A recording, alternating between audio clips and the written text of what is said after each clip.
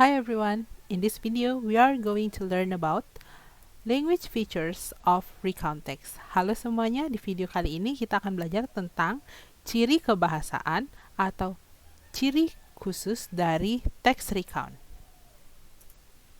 Okay, so let's begin our learning process. Kita mulai pembelajarannya. So as usual, here's I have examples. So it's a simple recount text that we are going to read and discuss what the text is about. Nah, jadi di sini anak-anak, seperti biasa, Miss sudah memberikan sebuah contoh recount text. Jadi ada sebuah text recount yang simple, yang cukup mudah, yang akan kita diskusikan dan cari tahu tentang apa. So, but before that, we will read together the text. So you can join me and read the text from your home. Jadi anak-anak, kita pertama yang akan kita lakukan adalah membaca teksnya dulu. Anak-anak bisa bersama-sama dengan Miss membaca teks ini dari rumah anak-anak masing-masing. Okay, so let's start. Okay. Rainy New Year's. On New Year of 2020, Dewi spent her holiday at Pandawa Beach. She went there with her mom and her brother. They went from Denpasar to Pandawa Beach by car in the morning. Arrived at the beach, they pick up a place to sit. Then, Dewi and her brother spread out a big blanket and folded chairs. Her dad grilled some fish while her mom made drink for them. Suddenly, it rained very hard. Dewi and her family ran to find shelter to escape from the rain. As it rained for 2 hours, they could not do anything. Finally, they decided to go home. Dewi said that it was the worst New Year's ever. Okay, so that is the text entitled Rainy New Year's. Nah, jadi itu tadi teks recount yang judulnya adalah Rainy New Year's atau tahun baru yang penuh dengan hujan. So, okay, now I have a question here. The simple question. Can you identify the topic of the text above? And what are the special characteristic of recount text? If you remember. Nah, di sini Miss memiliki pertanyaan. Yang pertama adalah, bisakah anak-anak mengidentifikasi atau menentukan kira-kira topik dari teks yang berjudul Rainy New Year tadi apa ya? Okay. Kemudian, ciri-ciri khusus atau ciri-ciri yang unik dari teks recount itu apa saja?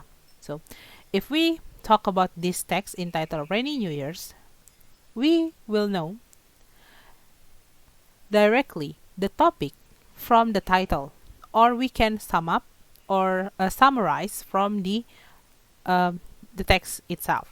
Nah, jadi yang pertama anak-anak, dari judulnya saja di sini kita sudah bisa menentukan topik dari text recount ini apa. Judulnya Rainy New Year's. Jadi topiknya adalah tentang New Year's, tahun baru misalnya. Nah, tahun barunya ini kira-kira bagi good experience, misalnya pengalaman yang menyenangkan atau bad experience. Itu yang harus kita cari tahu lagi dengan membaca isi teksnya. So, here's the characters. Nah, di sini tokohnya adalah Dewi. So, Dewi and her family. Jadi, Dewi di sini dan keluarganya sebagai tokoh dalam text recount ini yang mengalami kejadian tersebut. Okay. And what are the special characteristic of recount text? Nah, ciri-ciri khusus dari recount text itu apa ya? Kalau anak-anak ingat. Nah, that we will discuss in the next part. Nah, kita akan bahas apa saja sih karakteristik yang spesial atau yang khusus dari recount text itu pada bagian berikutnya. Okay, so language features of recount text. Unsur kebahasan atau ciri kebahasan dari text recount. Ciri-ciri uniknya atau karakteristiknya apa sih? The first one. Okay, so recount text focus on sequence of events that relate to particular occasion in the past. as the topic of the text. Nah, jadi yang pertama, ciri khusus dari recount text itu adalah recount text ini fokus atau yang diceritakan, pokok ceritanya adalah tentang kejadian yang terjadi di waktu yang sudah lampau atau gampangnya pengalaman. Ya, ciri pertama dari konteks, recount text itu selalu bercerita tentang pengalaman yang telah dialami oleh seseorang. Baik orang tersebut langsung yang mengalami atau orang lain. Nah, pengalaman inilah yang menjadi topik dari teksnya. For examples, contohnya apa saja? It can be about holiday, pengalamannya bisa tentang liburan. Unforgettable experience, misalnya pengalaman yang tidak terlupakan. Wonderful trip, perjalanan yang menyenangkan. Ataupun bad day, hari buruk. And there are many more kind of experience. Dan masih banyak lagi pengalaman yang bisa dijadikan sebagai topik dari teks recount. Ya, sepanjang kejadian itu telah berlangsung, telah terjadi, dan sudah selesai, you can retell the experience in form of recount text. Jadi anak-anak bisa menceritakan kembali kejadian tersebut dalam bentuk teks recount. Okay. Nah, we will check what is the topic or the experience that happened in the text titled Rainy New Year. Nah, di sini kita akan coba menebak kira-kira topik dari teks yang berjudul Rainy New Year itu apa ya? Pengalamannya tentang apa?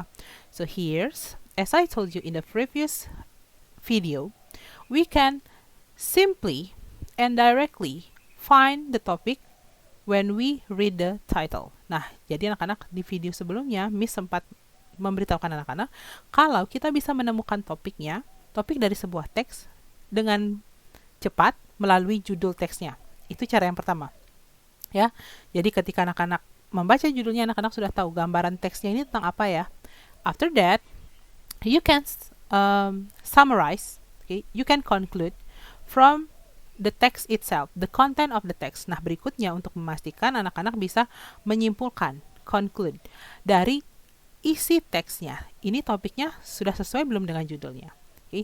So here's, the title of the text is Rainy New Year. So, the topic definitely is about New Year's. Jadi topiknya pasti berhubungan dengan New Year, tahun baru. What kind of New Year is it? Okay. Jadi seperti apa kira-kira tahun barunya ini? Precisely, it's worst New Year, the worst New Year. Jadi secara tepat atau secara spesifik, tahun barunya yang mau diceritakan itu adalah tahun baru yang buruk, ya, worst, sangat buruk, paling buruk gitu. Why? Because it's rainy. Kenapa buruk? Kenapa worse? Karena pada saat tahun baru ternyata hujan seperti itu. Okay, so that is the topic. Nah, itu topiknya. And next,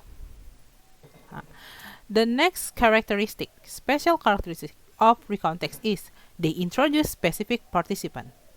Nah, jadi karakteristik berikutnya adalah dalam teks recount itu ada tokoh atau karakter yang spesifik yang diceritakan. Siapa yang mengalami kejadian ini? For example, it can be I, saya, my family, keluarga saya, he, dia, they, mereka, Dewi, Agung, and etc. Nah, jadi di sini siapa yang mengalami kejadian itu? Anak-anak bisa sesuaikan dengan teksnya. Kalau misalnya anak-anak sendiri yang mengalami, maka anak-anak akan menggunakan kata I, saya sebagai tokohnya. Sedangkan ketika orang lain yang mengalami, anak-anak bisa menggunakan nama orang tersebut. For example, Dewi or Agung. And remember, when you write text in English, don't try to change the person name from bahasa to English. Jadi ketika anak-anak misalnya membuat teks dalam bahasa Inggris, nama tokohnya jangan diubah dari bahasa Indonesia ke bahasa Inggris. For example, Dewi nama bahasa Indonesianya. Anak-anak sekarang translate ke bahasa Inggris jadi Goddess. No. Tetap nama orangnya Dewi. Agung, for example. Ya, tetap Agung dalam bahasa Inggris, not the Great. Gitu. Ya. Oke, jadi yang perlu anak-anak perhatikan seperti itu. Ketika anak-anak menulis nama orang dari bahasa Indonesia ke bahasa Inggris, jangan ditranslate. Ya. Contoh misalnya nama orangnya Dewa. Kemudian anak-anak ubah menjadi God. No. Tetap namanya dalam bahasa Inggris adalah Dewa. Ya. Okay, so here's, nah, in Rainy New Year's, who are the participant. Who are the character? Nah, di teks Rainy New Year ini siapa sih tokohnya? So, the character are Dewi and her family. Ya, jadi tokoh di teks Rainy New Year ini adalah Dewi dan keluarganya. Karena itu, Nah, Dewi bisa diganti menjadi she karena dia perempuan. Kemudian her family di sini, her mom, dad, and brother bisa diganti dengan kata they, mereka. Oke, seperti itu. The third characteristic of recount text. Nah, karakteristik ketiga dari recount text adalah recount text use frequently sentences in a form of simple past tense and also action verb in past form for positive or affirmative sentence. Nah, jadi berikutnya karakteristik ketiga dari konteks itu adalah penggunaan pola kalimat dalam bentuk simple past tense dan menggunakan kata kerja dalam bentuk past form, ya. Jadi kata kerjanya yang digunakan adalah dalam bentuk kata kerja bentuk lampau atau bentuk kedua. Verb to istilahnya. Examples, contoh misalnya. Pada tahun 2020, Dewi menghabiskan liburannya di Pantai Pandawa. Maka ketika kita buat dalam bahasa Inggris akan menjadi seperti ini. Pada tahun 2020, pada tahun baru 2020, on New Year of 2020 or 2020 bisa, Dewi menghabiskan liburannya di Pantai Pandawa. Dewi spent. Nah, kata kerja menghabiskan di sini berubah dari spend menggunakan D menjadi spent dengan T. Her holiday at Pandawa Beach, liburannya di Pantai Pandawa. Okay. Examples. Nah, sekarang kita lihat di Rainy New Year tadi. Apa saja kalimat yang menggunakan simple past tense? All of the sentences here in text entitled Rainy New Year use simple past tense. Nah, jadi anak-anak yang pertama bisa kita pastikan semua kalimat dalam teks Rainy New Year ini bentuknya sudah simple past tense. Dan kata kerjanya, anak-anak bisa lihat di sini, yang dicetak biru. Spent, menghabiskan. Itu bentuk lampau dari spend. Go, berubah menjadi went di sini, artinya pergi. Kemudian ada pick up. Ya, pick up itu artinya memilih. Bentuk lampau dari pick up tanpa ed. Kemudian ada spread out, folded, grilled, made, rained, ran, could, decided, said, and was. Ini semua adalah kata kerja bentuk lampau. Kenapa kata kerjanya bentuk lampau? Karena kalimat yang diceritakan adalah kalimat yang sudah terjadi, sudah lampau, sudah berakhir. Maka yang kita gunakan adalah kata kerja bentuk past form, bukan base form. Ya, past form itu verb 2. Kalau misalnya base form, verb 1-nya seperti itu. Okay. And next, the fourth characteristic is recount text use conjunction or connectors such as before, after, when, then, during, or finally. Nah, jadi di sini berikutnya dalam recount text anak-anak akan bisa menemukan kata penghubung. Conjunction itu artinya kata penghubung. Contohnya apa? Before, sebelum, after, setelah, when, ketika. Di sini when bukan artinya kapan ya, tapi ketika sebagai kata penghubung. Then, kemudian, during, selama, finally, akhirnya. So how about text entitled Rainy New Year? Nah, di teks entitled atau berjudul Rainy New Year ini ada dua kata penghubung atau conjunction. The first one, it's then. Yang pertama itu adalah kemudian. Yang kedua adalah finally. Akhirnya. Okay, here's. Then, Dewi and her brother spread out a big blanket. Kemudian, Dewi dan saudara laki-lakinya menggelar karpet besar. Itu ya, artinya membuka seperti itu. Kemudian finally they decided to go home. Akhirnya mereka memutuskan untuk pulang. Nah, jadi itu dua conjunction atau kata penghubung yang terdapat dalam teks Rainy New Year. Biasanya kata penghubung ini terletak di awal kalimat, ya, seperti ini. Then baru Dewi, subject, finally they. Okay. The last one, ya, the last characteristic is recount text uses adjective of emotion such as happy, sad, tired, bad, memorable, terribles, and etc. Nah, karakteristik terakhir itu adalah anak-anak akan biasa menemukan adjektif atau kata sifat yang menggambarkan emosi seseorang. Contohnya happy, senang, sad, sedih, tired, lelah, bad, buruk, memorable, berkesan, kemudian terrible, buruk juga artinya, dan masih banyak lagi. Where you can find this adjective of emotion. Nah, di mana? Di bagian recount text yang mana anak-anak bisa temukan adjective of emotion ini? Jadi, adjective of emotion you can find in the closing part, the reorientation of the text. Jadi, di recount text ini, anak-anak bisa menemukan kata adjektifnya itu biasanya akan muncul di bagian penutup, bagian reorientation dari recount text itu. Okay, so as you remember, kalau anak-anak ingat, recount text itu terdiri dari 3 bagian. First one, it's opening part, orientation. Jadi bagian yang pertama itu adalah bagian orientation, pembuka. Biasanya anak-anak bisa menemukan topiknya apa, karakternya siapa, kapan, di mana. Kemudian next, content or events. Nah, berikutnya adalah bagian isinya atau bagian event, urutan kejadian. Biasanya di sana menggambarkan kejadiannya apa saja ya. 1, 2, 3, 4 until the end. Sampai yang terakhir, kejadian terakhir. Nah, the last one, it called reorientation or the closing part. Nah, yang terakhir itu adalah reorientation yang merupakan bagian penutup. Yang mana bagian penutupnya? Kalimat paling akhir, biasanya 2 kalimat atau 1 kalimat paling terakhir di text recount itu biasanya menjadi reorientation atau bagian penutup. For example, here's Dewi said that it was the worst New Year's ever. Nah, di sini Dewi mengatakan bahwa tahun baru tersebut adalah tahun baru terburuk yang pernah dia alami. So, the adjective of emotion in this text is worse.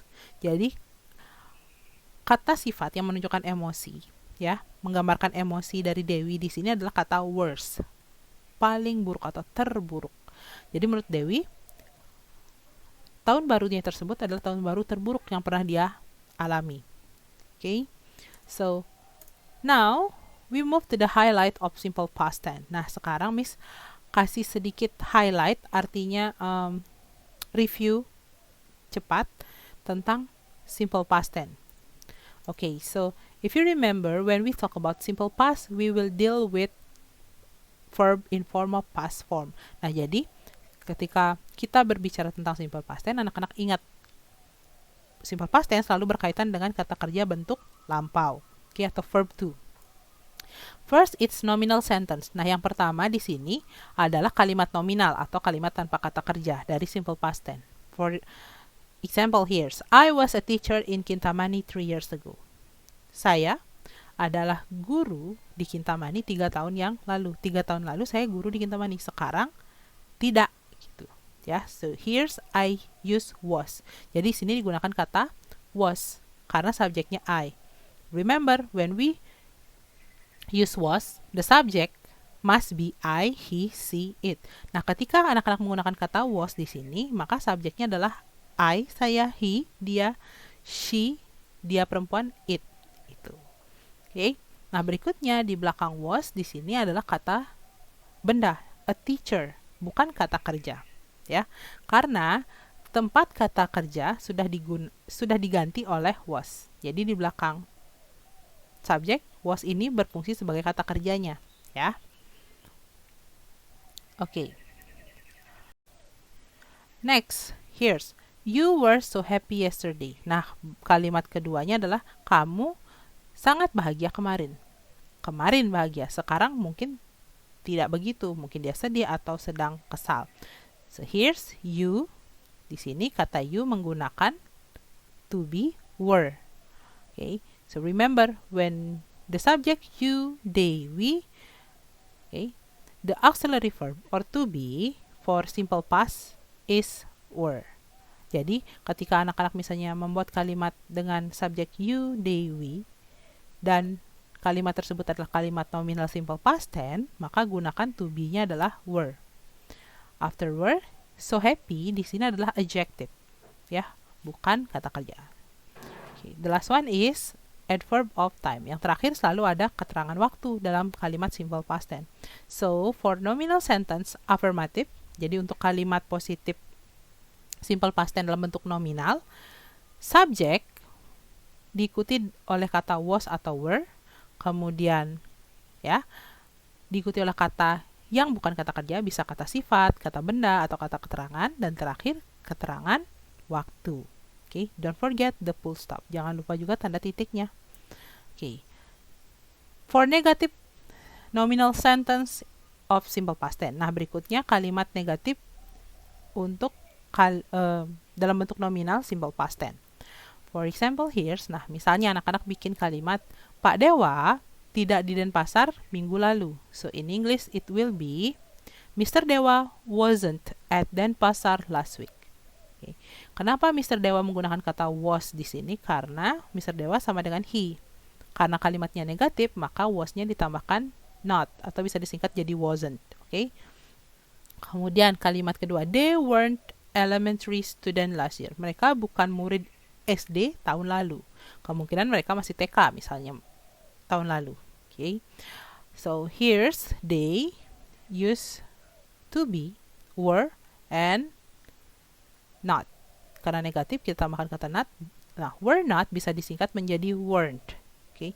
So for negative nominal sentence of simple past tense, the pattern is subject followed by was not or wasn't, or were not, or we can make it short by saying or writing weren't, and then non-verb. It can be noun, adjective, or adverb, and the last one, adverb of time. Nah, jadi pola kalimat untuk nominal sentence dalam bentuk negatif adalah subject diikuti dengan kata was not, atau bisa disingkat jadi wasn't, ini ya, subjek diikuti kata was not, atau bisa disingkat jadi wasn't, kemudian bisa juga diikuti oleh kata were not, atau disingkat dengan weren't, tergantung nanti subjeknya apa, ya. Kemudian noun verb itu bisa noun, seperti tadi yang sudah dijelaskan, adjective, kata sifat, or adverb, kata keterangan. The last one, adverb of time, terakhir keterangan waktunya. Oke. Jadi ingat, ketika berbicara dengan kalimat negatif, tinggal ditambahkan kata not saja, ya, di belakang was atau were untuk nominal sentence, untuk kalimat nominal. Nah, berikutnya, verbal sentence of simple past tense. My sister was car yesterday. Saudara saya mencuci mobil kemarin. Second, we lit a campfire last night. Kami menyalakan api unggun kemarin malam. For affirmative sentence here, subject followed by verb to or verb in past form, and then object and adverb of time. Nah, jadi untuk kalimat positif dalam bentuk verbal sentence, artinya kalimat dengan kata kerja, maka di sini subjeknya diikuti oleh kata kerja bentuk kedua untuk kalimat positif. Ya, setelah itu ada objek dan seperti biasa ada keterangan waktu. For negatif, nah untuk kalimat negatifnya di sini after subject we add did not. Setelah subjek kita tambahkan kata did not yang artinya tidak, atau bisa juga disingkat menjadi didn't. Oke. Berikutnya diikuti oleh verb one. Kata kerjanya bentuk pertama. Kenapa? Karena bentuk kedua sudah ada pada kata tidak di did not ini, ya. Di sini. Jadi kata kerjanya kembali ke bentuk pertama untuk kalimat negatif verbal. Okay. For example, nah contohnya di sini. Polisi tidak memberhentikan mobil itu tadi. The police did not stop the car just now. Okay, jadi di sini berhentinya bukan stop it, tapi stop saja. Kemudian yang kedua, dia tidak menangkap ikan tadi siang. He didn't catch some fish this afternoon. Ya, di sini menangkapnya ya catch, bukan bentuk keduanya, bukan catch. Oke, seperti itu. And here's, nah di sini did not itu bisa disingkat menjadi didn't. Artinya sama, tidak. Oke, so adverb of time. Nah, keterangan waktu dalam simple past ada berapa? So you can use yesterday, tergantung ya kapan waktunya. Misalnya yesterday, just now, last night, last year, 2 hours ago, last 2 hours, 2 days ago, 1 hours ago, 1 years ago, few days ago, and etc. Nah, contohnya di sini keterangan waktunya untuk simple past ada beberapa. Yang penting keterangan waktunya adalah keterangan waktu lampau ya, seperti yesterday, kemarin, 2 years ago, misalnya 2 tahun yang lalu, dan sebagainya. Oke.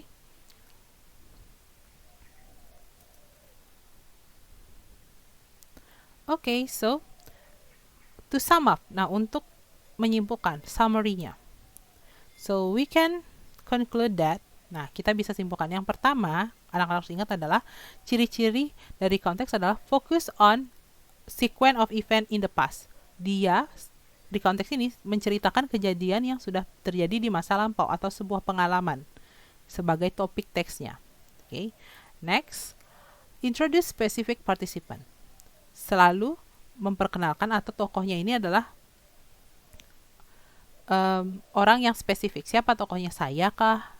Misalnya kalau orang lain siapa namanya, Dewi, Agung, atau siapa. Okay. And next, frequent use of simple past tense. Menggunakan kalimat dalam bentuk simple past tense. Kenapa? Karena yang diceritakan adalah kejadian yang sudah terjadi, yang sudah berakhir, pengalaman. Okay, for example kayak tadi. On New Year's of 2020, Dewi spent her holiday at Pandawa Beach. Pada tahun baru 2020, itu kan sudah lewat. Dewi menghabiskan liburannya di Pantai Pandawa. Nah, di sini kata menghabiskan yang digunakan adalah dalam bentuk spent, seperti itu. And next, use action verb in past form. Nah, jadi berikutnya menggunakan kata kerja dalam bentuk lampau. Karena kalimatnya simple past, kata kerjanya biasanya dalam bentuk lampau untuk affirmative, untuk yang positif, ya. Berikutnya, use conjunction. Nah, biasanya dalam recontext ada beberapa kata penghubung yang digunakan. Example, before, after, when, then, during, and finally. Contohnya bisa setelah, sebelum, setelah, ketika, kemudian, dan terakhir. Misalnya gitu. The last one, in recontext we can find adjective of emotion. Nah, jadi yang terakhir itu di recontext kita bisa menemukan kata sifat yang menggambarkan emosi seperti senang, happy, sad, sedih, tired, lelah, and etc. dan sebagainya. Okay, so that's the summary of the characteristic or language features of recontext. Jadi itu adalah summary atau rangkuman dari materi kita kali ini. Okay, so that's all about the materials, language features of recontext. So if you have any question, you can ask me on our virtual class. Nah, jadi anak-anak itu tadi materi tentang language features atau karakteristik kebahasaan dari recontext. Kalau anak-anak memiliki pertanyaan, anak-anak bisa bertanya pada saat kita melakukan kelas virtual. So thank you so much for your kind attention. I hope you find and get a new insight and information and also knowledge from this video. So see you on next time.